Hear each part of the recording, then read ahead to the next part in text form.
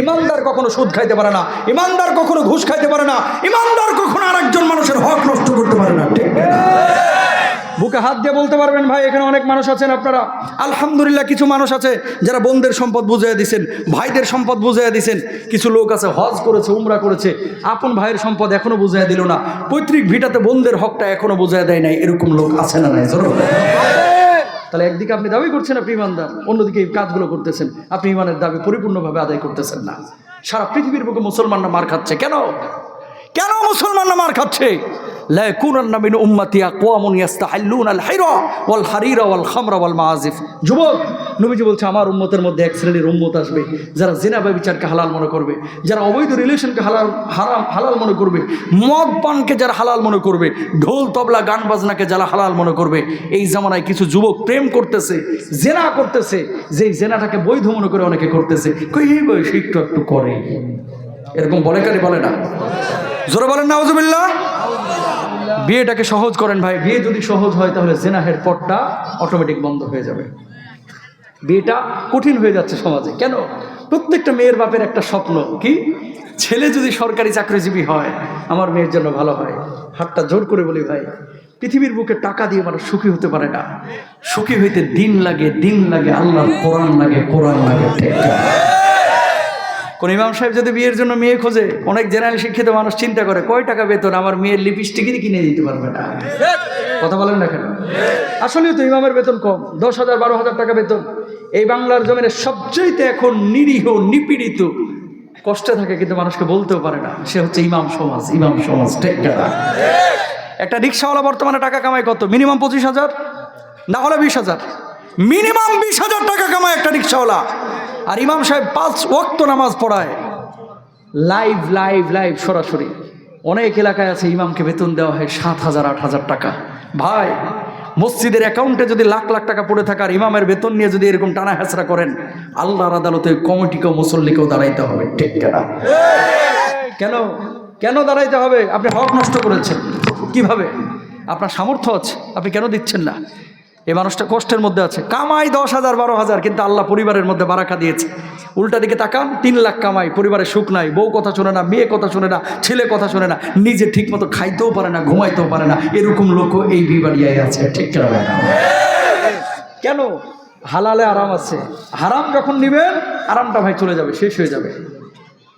প্রত্যেকটা মানুষ নিজেরটাই ঠিক, যেটা আমি নিজে বুঝি সেটাই ঠিক। নিজের জীবনটা দেখবেন কোরআনের আয়নায়, চশমাটা কোরআনের লাগাইবেন, সুন্নার লাগাইবেন, তাহলে মানুষের ভুল ধরা পড়বে না। গোটা বাংলাদেশ তোলপাড় হয়ে গেছে গত পরশু দিনের একটা ঘটনা নিয়ে। আল্লামা মামুনুল হক সাহেবকে ময়মনসিংহে আমাদের একজন শেখুল হাদিস মুহাদ্দিস মুরব্বী হুজুর, তিনি থাপ্পড় বসায় দিয়েছে মিডিয়ার কারণে। কেউ বলছে স্নেহের থাপ্পড়, কেউ বলছে ভালোবাসার থাপ্পড়। ওস্তাদ যদি ছাত্রকে মারে সেটা ভিন্ন বিষয়। এখন কেন এই কথাগুলো হচ্ছে? সাধারণ মানুষের সামনে এইভাবে একজন মুরব্বী আরেকজনকে থাপ্পড় মারা, এটা কি উচিত হয়েছে? ভাই, এটা নিয়ে তো আপনার আমার আলোচনার এত বিষয় না। বলার একটা উদ্দেশ্য, আপনি এরকম কত অপরাধ করেছেন আপনার পুরো জীবনে, খেয়াল করেন তো। কত মানুষের সাথে আপনি এরকম অ্যাটিটিউড করেছেন, তা আপনি নিজে শুদ্ধ হয়ে গেলেই তো হয়ে যায়। আমাদের উচিত, নবী সাল্লাল্লাহু আলাইহি ওয়াসাল্লাম যেহেতু এইভাবে কখনো কাউকে শাসন করেন নাই উন্মুক্ত ময়দানে, আমরা সেই জায়গাগুলোতে নিজেকে এভাবে প্রেজেন্ট করব না, উপস্থাপন করব না। এগুলো সাধারণ মানুষের কাছে ভুল মেসেজ যাবে। ঠিক না? প্রত্যেকটা মানুষ পরিবর্তনটা নিজের থেকে শুরু হতে হবে, ইনশাল্লাহ। বলেন না? আপনি যে পর্দার ওয়াজ করবেন, আগে নিজের বউকে পর্দা করান। আপনি যে কোরআনের কথা বলবেন, আগে নিজের পরিবারের মধ্যে কোরআনটাকে ঢোকান। আপনি যে আল্লাহর জমিনে আল্লাহর দিন কায়েমের কথা বলছেন, নিজের পরিবার থেকে দিন কায়েমটাকে শুরু করার আগে। ঠিক না? গোটা দুনিয়ায় দিন কায়েম করে ফেলবে এইভাবে আমরা কথা বলি, অথচ নামাজ পড়ে না। এখানে মাহফিল শুনে যাচ্ছে, যাওয়ার পরে ফজরের নামাজ অনেকে পড়বে না। কথা বলেন না কেন? আবার বলে 1000 কেন 1 লক্ষ মাহফিলের চাইতে একটা ফজরের নামাজ অতি উত্তম, অতি উত্তম। ঠিক না? যুবকদের কাজকে বলবো, জীবনে বিয়ে করো যদি কখনো সুন্দরী মেয়ে দেখে, কখনো শুধু সুন্দরী দেখে বিয়ে করবা না, ইনশাল্লাহ। বলো না? এবং মেয়েদেরকেও, মহিলা প্যান্ডেল আছে নাকি? মহিলা প্যান্ডেল আছে এখানে? ও প্রজেক্টরও আছে। আমি বলবো আপনাদেরকে কয়েকটা কথা। এই সমাজের মধ্যে পরিবারগুলো কিন্তু ভেঙে পড়ছে ভাই। আগামীর বাংলাদেশ বড় কঠিন সময় কিন্তু পার করবে।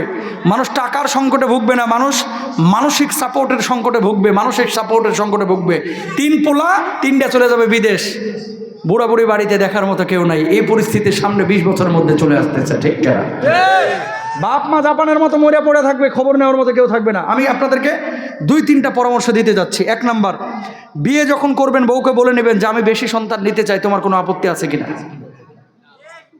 এই কথাটা শুনে সবাই কিন্তু একবার আকাশ থেকে বললেন, অথচ নবীজি বলছেন তাজাওয়াদুল ওয়াদুদুল ওয়ালুদ ফাইন্নী মুকাসিরুম বিকুমুল আমাম। নবীজি বলছেন এমন মেয়েকে বিয়ে করো যে অধিক সন্তান তোমাকে দিতে পারে। যদি এমন মেয়েকে বিয়ে করো, এই মেয়েটা সে তো আল্লাহর পছন্দের মেয়ে হবে, জান্নাতি বান্দি হবে। আমি নবী কিয়ামতের ময়দানে এই উম্মতকে নিয়ে গর্ব করব। বাংলার জমিনে একটা ট্যাবলেট আপনাদেরকে খাওয়ানো হয়েছে, কি 2টি সন্তানের বেশি নয়, 1টি হলে ভালো হয়। তো একটা নেওয়ার পরে মরলে খেদমত করবে কে? তোর দুলাভাই। কথা কন না কেন? এই জনসংখ্যা কখনো অভিশাপ না, জনসংখ্যা জনশক্তিতে রূপান্তরিত হবে। আমার এই বাংলাদেশের সবুজ শ্যামল সুজলা সুবলা এই মাটিটাই আজকে যে 18 কোটি 19 কোটি মানুষ না খায় মরছে। যুদ্ধের পরে 7 কোটি মানুষ ছিল, তখন এই মুরব্বীরা বলতে পারবে দুর্ভিক্ষে মানুষ মারা গিয়েছে। এখন 1 বিঘা জমিতে কয় মন ধান পায় আপনারা সকলেই জানেন। 3-4 করে ধান উৎপাদন করতেছে ভাই। এই যে কক্সবাজার, এই যে নোয়াখালী, এই সমস্ত জায়গা আল্লাহ তাআলা নতুন নতুন দ্বীপের উদ্গীরণ ঘটাচ্ছে, নতুন নতুন দ্বীপ জাগতেছে, চর জাগতেছে। শুনেন, একটা মানুষ যখন পৃথিবীতে আসে সে তার রিজিক নিয়ে আসে। আসমান থেকে রিজিকের ফায়সালা হয়, জমিনের মধ্যে না। সরকার খাদ্যমন্ত্রী আপনারা খাওয়ায় না, খাওয়ায় কে? এখন আপনি বলবেন যে হুজুর আমার চাকরি বাকরিতে ছিল না। বুকে হাত দিয়ে একটা কথা বলবেন, আজকে প্রমাণ করতে হবে। আমি যে কথাটা বলতেছি, ইয়েস হলে বলবেন ইয়েস, নো হলে বলবেন নো। একবার স্বীকার করবেন হাত তুলে। আমি বলতেছি, বিয়ের আগেও টাকা কামাইছেন, টাকা থাকে নাই। বিয়ের পরে বাচ্চা কাচ্চা হওয়ার পরে যা কামাইছেন, টাকা খায়া দায়া আরো জমছে, এরকম 2-1 মানুষ এখানে আছে না নাই? মানে বিয়ের পরে বাচ্চা হওয়ার পরে রিজিকে বারাকা পেয়েছেন কয়জন? হাত তুলে দেখান তো, হাত তুলেন। মাশাআল্লাহ, লিল্লাহি তাকবীর, লিল্লাহি তাকবীর।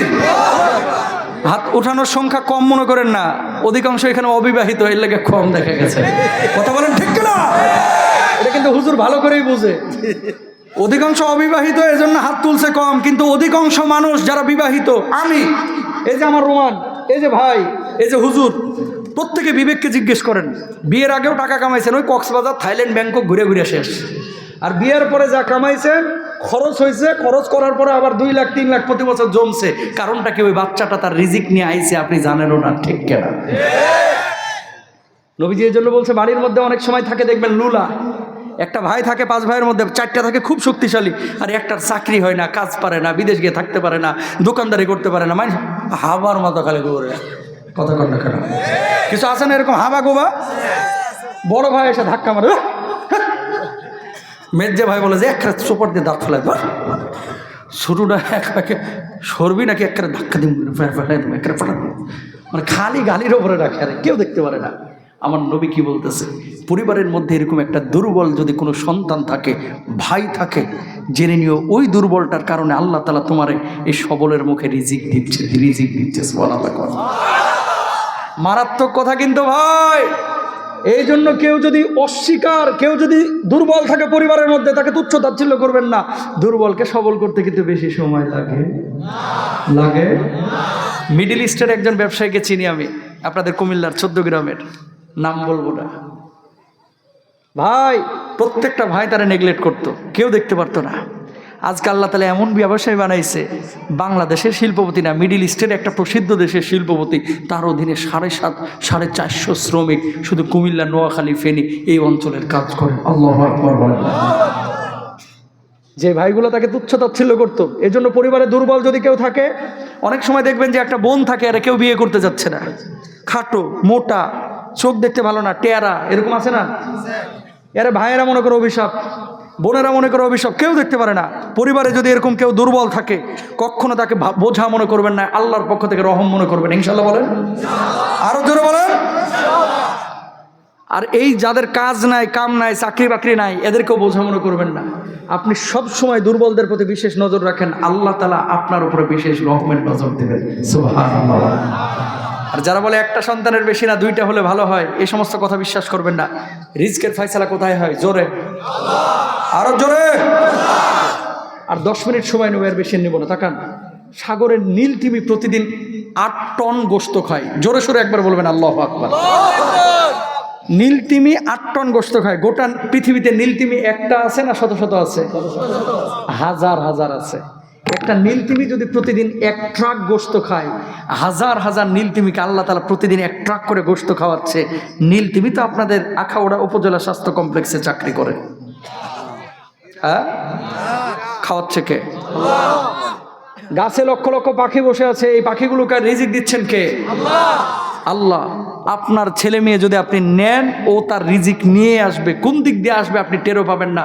সমস্যা হচ্ছে আমাদের একটাই, আমরা হাহুতাশ বেশি করি। চাকরি নাই, ব্যবসা বাণিজ্য যায়, উন্নতি নাই। মসজিদে না যে মাজারে পড়িয়া থাকে, বাবার পেছনে ছুটে, জ্যোতিষীর কাছে যায়, গণকের কাছে যায়, ওজা বাবা জটা বাবার কাছে যে হয়ে থাকে। কথা কণ্ঠে ফাইসালা কোথায় হয়? আল্লাহর কাছে। আবার মাঝে মাঝে হুক্কারও মারে, কিরামান কাতিবিন, রোজ হাশরের দিন আল্লাহর দরবারে যদি করে অভিযোগ, আমি বলবো দুনিয়ায় ছিলাম খাজা বাবার লোক। খালি কয়ে দেখিস। নাউজুবিল্লাহ বলেন না, আরো জোরে বলেন। খবরদার না, কখনো না। রিজকের সংকট যদি তৈরি হয়, রাতের অন্ধকারে কাঁদেন আল্লাহর কাছে, আল্লাহ আমি ছাড়া আপনার লক্ষ কোটি বান্দা আছে, ও মাহবুদ আপনি ছাড়া তো আমার কোনো আল্লাহ নাই। আল্লাহ আপনি যদি শূন্য হাতে ফিরিয়ে দেন, কে আমারে খাওয়াবে, কে আমারে দেখবে? আল্লাহ আপনি ছাড়া আমার কোনো অভিভাবক নাই, মালিক নাই, খালিক নাই। চোখের পানিটা ছাড়েন, শেষ রাতের কাঁদেন। গ্যারেন্টি দিলাম, চ্যালেঞ্জ করলাম, মাত্র কয়েকদিন কাঁদেন না, এমন রিজিক আসবে ওয়ারযুকুহু মিন হাইসু লা ইয়াহতাসিব, গনিয়া ফুরাইতে পারবেন না। জোরে সোরে বলেন আল্লাহু আকবার। কিছু যুবক ফ্রিল্যান্সার লাখ লাখ টাকা কামায়, খরচের জায়গা পাইতেছে না, কোনো না কোনো কারণে আল্লাহ তাআলা দিচ্ছে। আর অনেক মুরব্বী পারতেছে না। পৃথিবীর বুকে বিপদে পড়লে, দুঃখ দুর্দশার মধ্যে পড়ে গেলে হতাশ হবেন না। কয়েকটা বিষয় আপনাদেরকে বলে দিই। 1 নাম্বার, যখনই বিপদে পড়ে যাবেন সাদাকাটা বেশি করবেন, ইনশাআল্লাহ বলেন। as-সাদাকাতু তুরাদ্দুল বালা বা তারুদ্দুল বালা, দান সাদাকা যত বেশি করবেন, সামনে ঘটিত বিপদ আপদ থেকে আল্লাহ তত বেশি রক্ষা করবেন। সুবহানাল্লাহ বলেন। 2 নাম্বার, বাড়িতে যদি বাপ মা থাকে, বুড়া বাপ মা যদি জীবিত থাকে, এই বাপ মার খেদমত বাড়ায় দেন। আগে যদি 2 টাকা খরচ করতেন, এখন 5 টাকা করেন। কারণ কি? হুজুর দোয়া করলে কবুল হবে কিনা গ্যারেন্টি নাই, সভাপতি দোয়া করলে কবুল হবে কিনা গ্যারেন্টি নাই, বড় ভাই দোয়া করলে কবুল হবে কিনা গ্যারেন্টি নাই, বক্তা দোয়া করলে কবুল হইতেও পারে, নাও পারে, গ্যারেন্টি নাই। বাপ মা দোয়া করলে কবুল হবে, এই গ্যারেন্টি আছে। খরচ করতে হলে মাজারে, কবরে, পীরের পিছনে না, বুড়া বাপ মার পেছনে করেন, ঠাস ঠাস করে একটা দোয়া কবুল হবে। আল্লাহ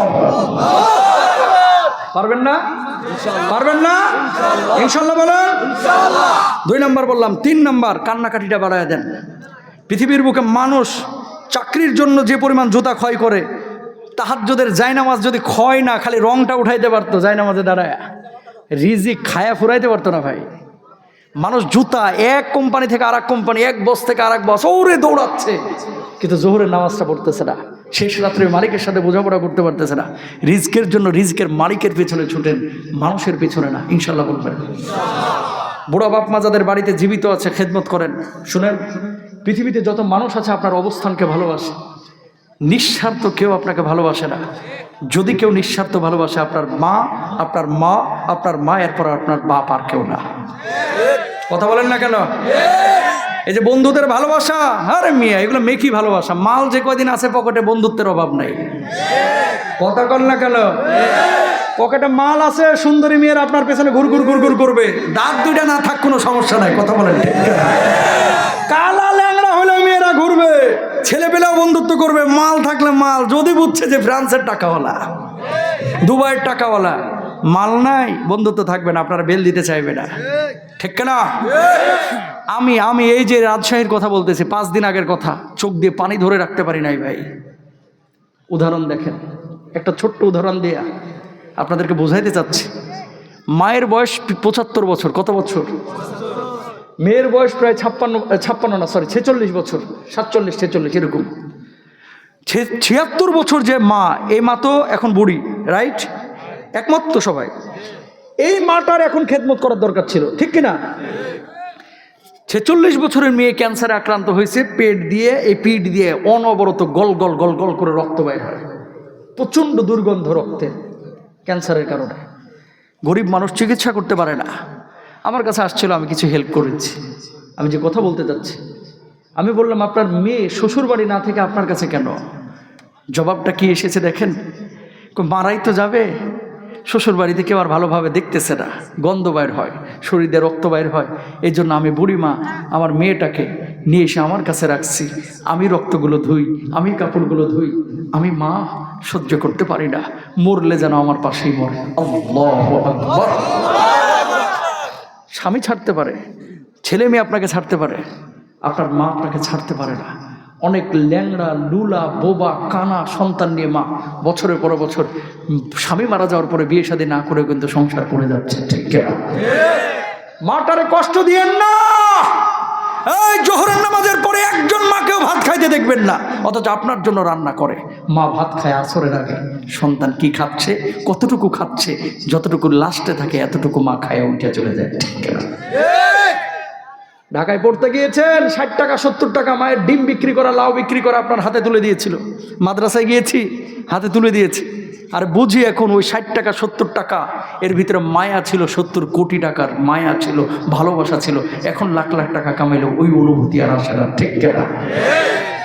বাপ মারে কেউ কষ্ট দিয়ে না। অধিকাংশ বাপেরাই দেখবেন দুঃখের সময়টা দেখে যায়, মায়েরা দুঃখের সময়টা দেখে যায়, সুখের সময়টা পায় না। পকেট ভরা একদিন টাকা আসবে রে ভাই, মন চাইবে আব্বা থাকলে এটা খাওয়াইতাম, মা থাকলে এটা খাওয়াইতাম। বাপ মার থাকবে না, আর থাকবে না।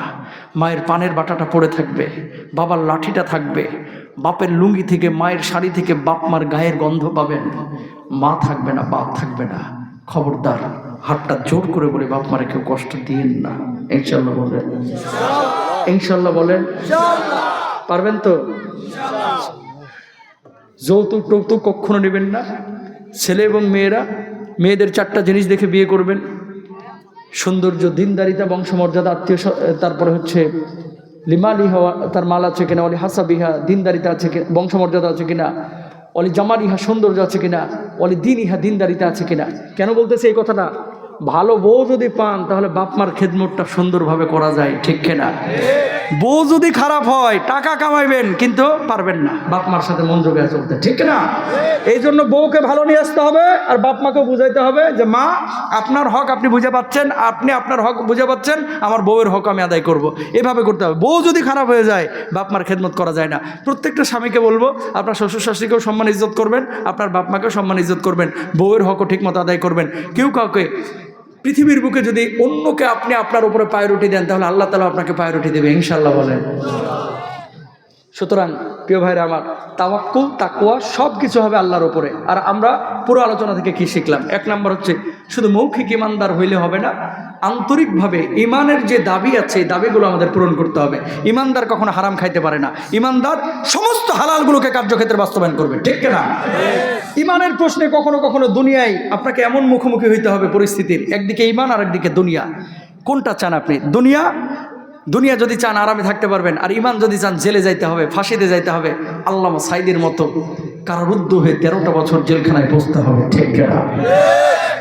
এরকম মুখোমুখি কখনো হইতে হবে এরকম পরিস্থিতি। ওই পরিস্থিতিতে আপনি ওই মুআজ এবং মুআজ, আব্দুল্লাহ বিন রাওয়াহা, জাফর বিন আবি তালেব, যায়েদ বিন হারেসাদের মতো দুনিয়ার সব কিছু ছেড়ে আপনি ইমানের জন্য, যদি জানের প্রয়োজন জান দিব, ফাঁসির কাস্টে যাওয়ার প্রয়োজন হলে ফাঁসির কাস্টে যাব, যদি কবরে যাইতে হয় আমি কবরে যাব, তারপরে ইমান ছাড়বো না। ইনশাআল্লাহ পারবো তো? ইনশাআল্লাহ।